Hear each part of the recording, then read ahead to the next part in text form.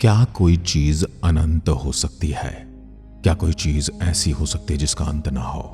हम मनुष्य ब्रह्मांड के बारे में जानने के लिए हमेशा से उत्सुक रहे हैं, लेकिन अब तक हम इसके बारे में केवल 1% या उससे भी कम ही जान पाए होंगे। ब्रह्मांड का 1% से कम हिस्सा तो हम देख ही पाते हैं, और उसमें भी हम बहुत कम जानते हैं। इससे हम ये तो जान गए कि ब्रह्मांड बहुत बड़ा है, लेकिन कितना और कहां तक ये फैला हुआ है इसका पता अब तक नहीं चल पाया। लेकिन क्या आप ये जानते हैं कि ब्रह्मांड हमेशा से इतना विशाल नहीं था, ये इतना फैला हुआ नहीं था। ये सब तो आज से 14 अरब साल पहले बिग बैंग के साथ शुरू हुआ था, और तब से अब तक ये कभी न खत्म होने वाले एक गुब्बारे की तरह फूलता जा रहा है, यानी कि फैलता जा रहा है। इसका अर्थ यह हुआ कि ब्रह्मांड के केवल उन्हीं हिस्सों को देखा जा सकता है जिनके प्रकाश को हम तक पहुंचने में 14 अरब साल का समय लगा है। यदि कोई भी चीज इससे बाहर है तो हम कभी नहीं देख पाएंगे। और दूसरी बात, किसी चीज के प्रकाश को हम तक पहुंचने में 14 अरब साल का समय लगेगा, इतनी दूरी पर हमें वह चीज कैसे मिलेगी? और क्या हम सच में उस चीज से 14 अरब प्रकाश वर्ष की दूरी पर होंगे? यदि ब्रह्मांड सब कुछ है तो उसके बाहर कुछ कैसे हो सकता है? और क्या ब्रह्मांड का कोई किनारा भी हो सकता है? यह सवाल भी हमें उन हैरान करने वाले सवालों के साथ अकेला छोड़ देता है। लेकिन यज्ञात में एक निरंतर यात्रा है जो हमारे नॉलेज और हमारे इमेजिनेशन की बाउंड्रीज को आगे बढ़ाती है। जितनी हम कल्पनाएं करते जाते हैं उतने ही हम अपनी कल्पनाओं में उलझते चले जाते हैं। किसे पता है कि किसी दिन ब्रह्मांड के असली रहस्य को हम जान लेंगे। हम केवल अभी ब्रह्मांड के एक छोटे से हिस्से को ही देख सकते हैं जिसे हमने अब तक ऑब्जर्व किया है, क्योंकि प्रकाश को ट्रेवल करने में समय लगता है। लेकिन क्या होगा अगर ब्रह्मांड का अंत ही नहीं होगा? और क्या होगा यदि ब्रह्मांड का अंत मिल भी जाता है? क्या एक ब्रह्मांड के बाद दूसरा ब्रह्मांड होता है, या फिर एक ही ब्रह्मांड है? जिस प्रकार हमारा सूर्यमंडल है, उसके बाहर भी और बहुत सारे ऐसे तारामंडल हैं जो अपने अपने सूर्य के चारों ओर चक्कर लगाते हैं। क्या जिस प्रकार हमारी गैलेक्सी के जैसी और भी बहुत सारी गैलेक्सीज हैं, वैसे ही हमारे ब्रह्मांड के जैसा भी कोई ब्रह्मांड होगा? और यदि होगा तो क्या वह इससे विशाल होगा या इससे छोटा होगा? या वह हमारे ब्रह्मांड के अंदर ही होगा या हमारा ब्रह्मांड उसके अंदर होगा? और यदि हमारे ब्रह्मांड का जन्म 14 अरब साल पहले हुआ है तो क्या उसका जन्म भी उसी समय हुआ होगा, या वह हमसे पहले का ब्रह्मांड है? यह बिग बैंग थ्योरी एक ऐसी थ्योरी है जो हर एक नए ब्रह्मांड के साथ जन्म लेती है और फिर एक बार फिर से बिग बैंग होता है। यह ठीक एक चींटी और एक संतरे जैसा होगा।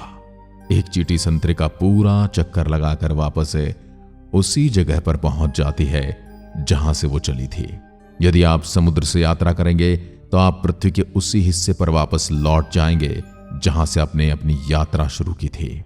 आप किसी स्टेडियम के बाहर जब चक्कर लगाते हैं तो जहां से आपकी यात्रा शुरू होती है वहीं पर आकर खत्म भी हो जाती है।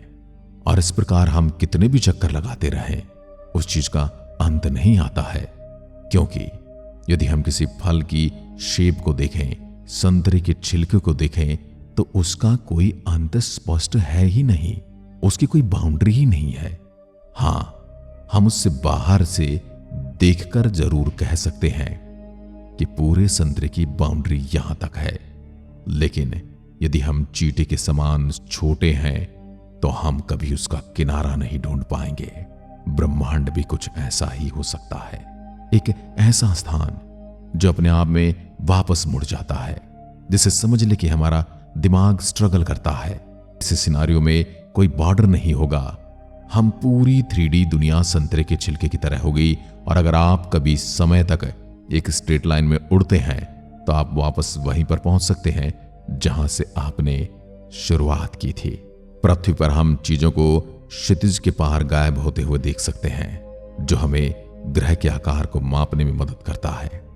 लेकिन सच तो यह है कि हमें अभी तक पता ही नहीं है कि ब्रह्मांड फाइनाइट और इनफाइनाइट हाइपरस्फीयर सिद्धांत की एक फैसिनेटिंग पॉसिबिलिटी है। लेकिन अभी के लिए एक रहस्य बना हुआ है जिसका खुलासा भविष्य में होना है।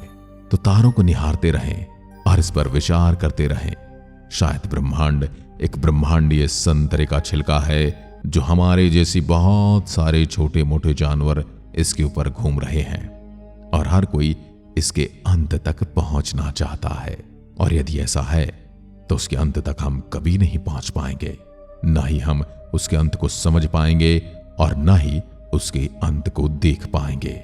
यदि हम ब्रह्मांड को एक खाने वाली डोनट की तरह मान लें जो कि सीधा आकर फिर से वापस मुड़ जाता है, यह हाइपर डोनट ब्रह्मांड के आकार के लिए एक और दावेदार हाइपरस्फीयर की तरह ही। अगर आप काफी देर तक एक सीधी रेखा में यात्रा करते हैं तो आप अंततः अपने शुरुआती बिंदु पर वापस आ जाते हैं। लेकिन यहां पर एक थोड़ा सा झोल है। हाइपरडोनट ब्रह्मांड में चीजें थोड़ी अजीब होती हैं। सब कुछ समान रूप से वितरित नहीं किया जाता है। यदि आप दो अंतरिक्ष यानों को विपरीत दिशा में उड़ाते हुए कल्पना करते हैं तो एक बहुत तेजी से दूसरी ओर पहुंच सकता है और दूसरे के लिए परिस्थितियां अलग हो सकती हैं। एक और दिमाग घुमा देने वाली बात, एक हाइपरडोनट ब्रह्मांड एक ही समय में सबसे छोटा और सबसे बड़ा संभव हो सकता है। अपनी अजीब ज्योमेट्री के कारण यह सैद्धांतिक रूप से हमारे ऑब्जर्वेबल यूनिवर्स से कुछ ही गुना बड़ा हो सकता है, लेकिन यह अनंत रूप से विशाल भी हो सकता है।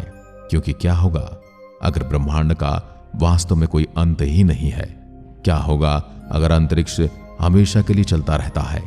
एक अनंत ब्रह्मांड कैसा होगा? ये एक ऐसा सवाल है जिस पर सदियों से फिलोसोफर और साइंटिस्ट विचार कर रहे हैं। बुद्धिजीवी इस पर अपना दिमाग खपा रहे हैं। एक अनंत ब्रह्मांड, एक अनंत रूप से दोहराए जाने वाले पैटर्न या अनंत सितारों के अस्तित्व जैसी मन को चकरा देने वाली अवधारणाओं को सामने लाता है, जिसमें से प्रत्येक में जीवन की अपनी क्षमता है। सच तो यह है कि उसके आगे तक ये विचित्र संभावनाएं ब्रह्मांड की एक तस्वीर पैदा करती हैं जो हमारी कल्पनाओं से कहीं अजीब और अद्भुत है।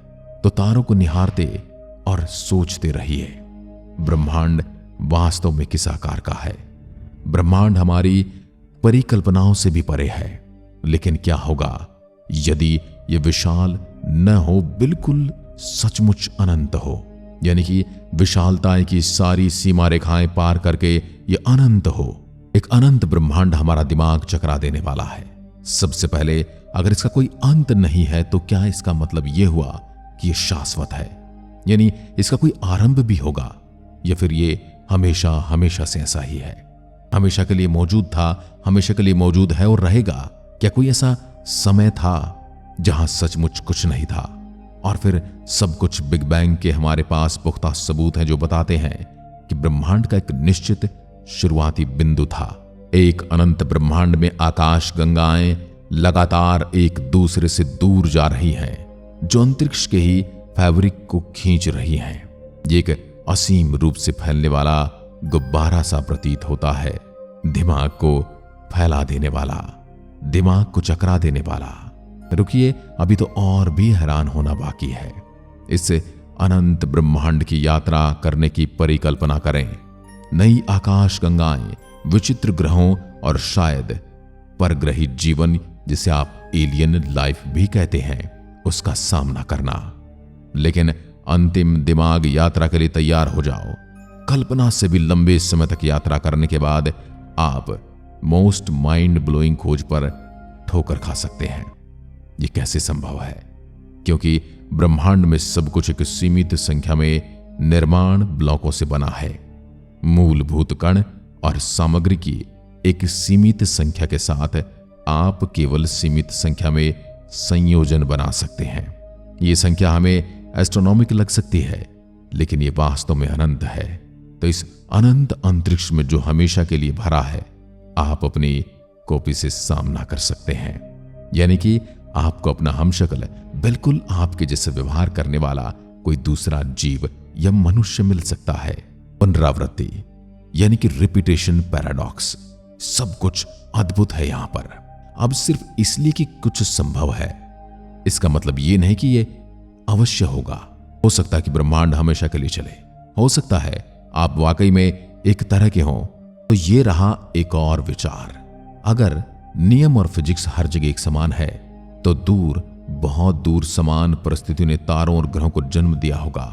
उन दूर की दुनिया में शायद सही रासायनिक प्रक्रियाओं ने जीवन के उद्भव को जन्म दिया, जो अंततः जटिल जीवों, शायद बुद्धिमान प्राणियों को जन्म देगा।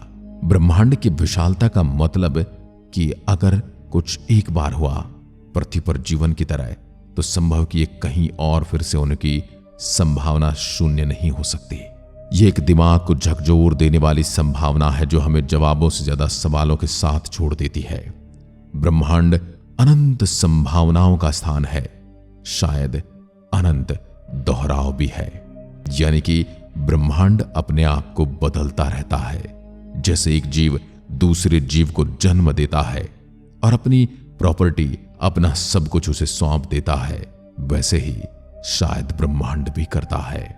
जैसे जैसे हम ब्रह्मांड का पता लगाना जारी रखते हैं, एक बात निश्चित है, यह यात्रा आश्चर्यों से भरी है, अद्भुत नजारों से भरी है। हैरान कर देने वाले दृश्य देखे जा रहे हैं और ऐसी खोजों की इसमें क्षमता है जो इस भव्य अनंत अस्तित्व में हमारे स्थान को हमेशा के लिए रीडिफाइन करेगी। ब्रह्मांड की विशालता आपके सर को घुमाने के लिए काफी है, लेकिन क्या होगा अगर ये सिर्फ विशाल ना हो, बल्कि सचमुच अनंत हो। हमने कुछ दिमाग को झकझोर देने वाली संभावनाओं को खोजा और ये इसका आखिरी पड़ाव है। ब्रह्मांड इतना विशाल है, अकल्पनीय दूरियों की यात्रा करने के बाद भी दूसरी पृथ्वी या किसी और आपको ढूंढने की गारंटी नहीं होगी। यानी कि जरूरी नहीं कि आप कहीं जीवन ढूंढ पाए। एक अनंत ब्रह्मांड में कणों का हर संभव संयोजन, हर तत्व, हर अणु, हर जीवित चीज सैद्धांतिक रूप से कहीं न कहीं मौजूद हो सकती है। ये सिर्फ पॉसिबिलिटीज हैं, सिद्ध तथ्य नहीं। विज्ञान की सीमाएं जहां घुटने टेक देती हैं और प्रतीक्षा करने लगती हैं एक ऐसे नए आविष्कार का जो इस गुत्थियों को सुलझा सके। दुर्भाग्य से हमारी वर्तमान तकनीक के साथ इन अनंत ब्रह्मांड परिदृश्यों का परीक्षण नहीं किया जा सकता। हम ब्रह्मांड कितना विशाल है नहीं जान सकते, ब्रह्मांड किस प्रकार काम करता है ये भी नहीं जानते, और ब्रह्मांड में हमारे जैसी कितनी पृथ्वियां हैं ये भी हम नहीं जानते। और क्या जीवन जीने के लिए हमारी पृथ्वी के जैसी ही परिस्थितियां होनी जरूरी हैं ये भी हम नहीं जानते, क्योंकि जीवन पनपने के लिए बहुत सारे वातावरण अनुकूल हो सकते हैं और उसी वातावरण के अनुसार जीवन भी उसी तरह का हो सकता है। और न तो हम इतना गहरा देख सकते हैं और न जान सकते हैं। निश्चित रूप से हो सकता है भविष्य में हम कभी जान पाएं या न जान पाएं। तो अभी के लिए तो ब्रह्मांड अनंत है या बहुत ज्यादा बड़ा है, यह विज्ञान के सामने एक प्रश्न है। परंतु आप क्या मानते हैं, ब्रह्मांड अनंत है या बहुत बड़ा? कमेंट में लिखकर जरूर बताइएगा। जय हिंद, जय भारत।